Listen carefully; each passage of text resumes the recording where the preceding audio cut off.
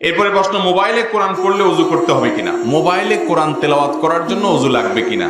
এই যুগে আলহামদুলিল্লাহ স্মার্টফোনগুলোতে কোরআনে কারীমের অ্যাপ ডাউনলোড করে তেলাওয়াত করা যায়, তাই না?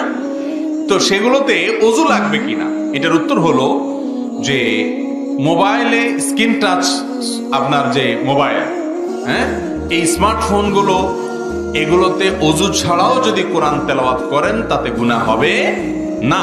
কারণ হলো কোরআনে কারীমকে আপনি সরাসরি যখন ধরবেন তখন আপনার ওযু থাকা লাগবে, কিন্তু মোবাইলের ভেতরে যে কোরআন আছে, যেটা সফট কপি বলা হয়, এই সফট কপি, এটা টাচ করা যায় না, ধরা যায় না। আপনি চাইলেও এটা ধরতে পারবেন, আপনি যে উপর দিয়া আঙ্গুল দিয়া সরায় সরায় পাতা উল্টাচ্ছেন, এটা আসলে সরাসরি ধরা হয় না, কারণ এখানে সেন্সর আছে, গ্লাস আছে, প্রোটেকশন গ্লাস আছে, অনেকগুলো আবরণ আছে, চাইলেও এটা টাচ করা যায় না।